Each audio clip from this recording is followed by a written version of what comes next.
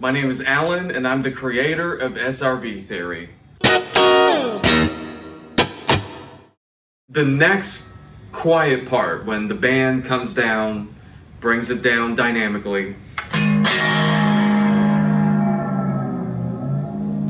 He hits the low E string, 12th fret, and then he does the famous Hendrix trill, right?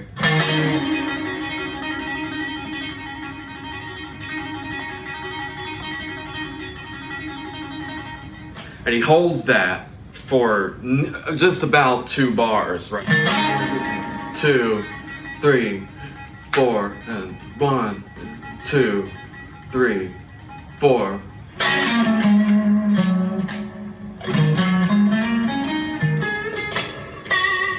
It's very simple, so it's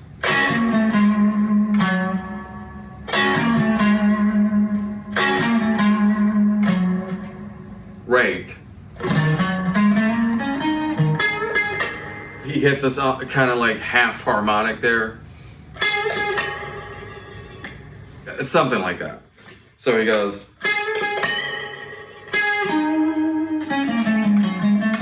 Stevie always knew where he was at in the chord progression, okay? Right here, he's going along with the chord changes. So he's doing these trills along with those chord changes. So he's going.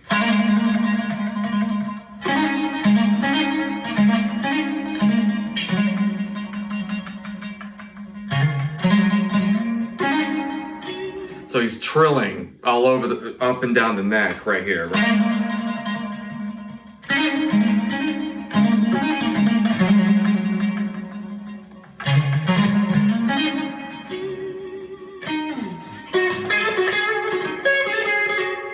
Again, just improvising stuff. So he's going.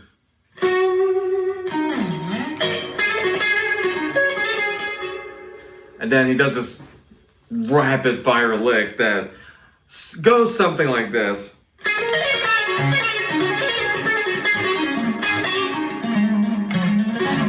It's something like that. That's what I hear to my ears.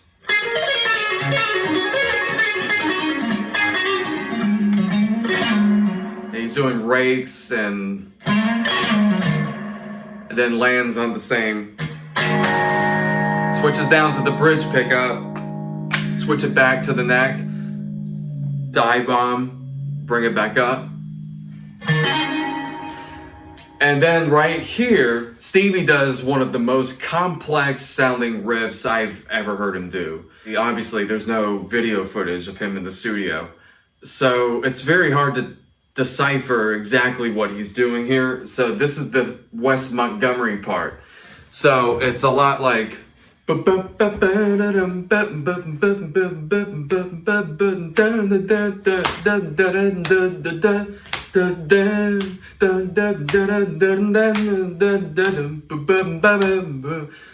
big band, very swing. It's all swung, okay?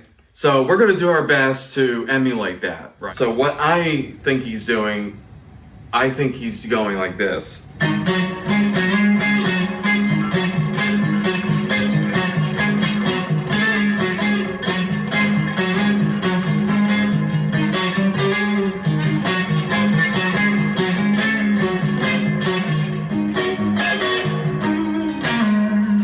Now that's very, very, very challenging to play up to speed, up to the tempo of the song.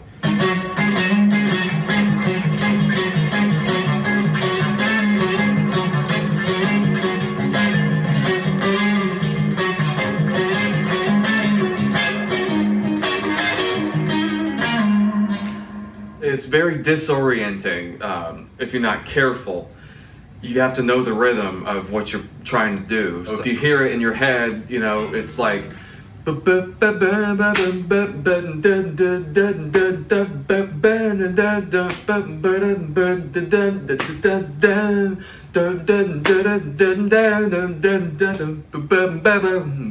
Very, very musical riff, right?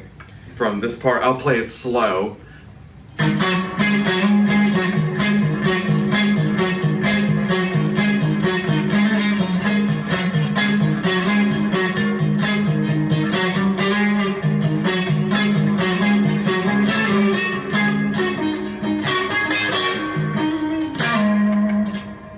that closing lick,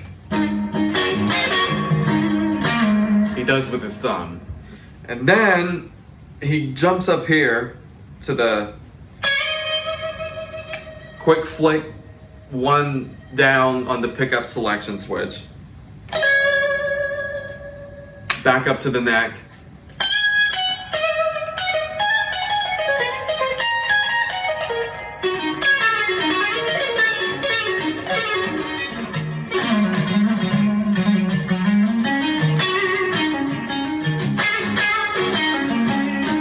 Okay, a lot of stuff going on there. So he slides up to the E note on the second string, and then kind of upstrokes.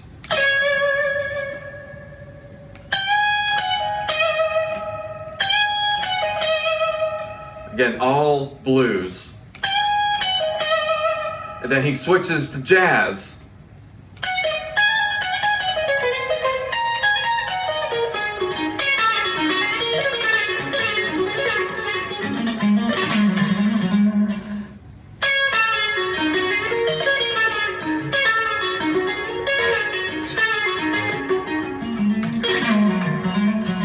It's all that kind of stuff. It's just raking and just hammering on here and there to make the riff easier to play, as opposed to picking every single note. You kind of have to listen to it and kind of play along with it. It's just feel. It's all feel.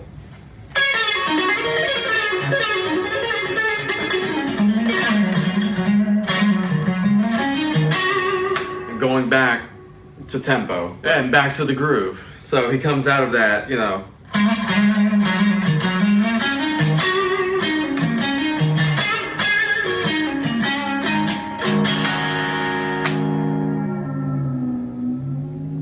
That's basically the gist of the quiet parts of Lil Wayne. At the end of it, he goes a deeper dive bomb and brings it back up and finishes off with neck and middle.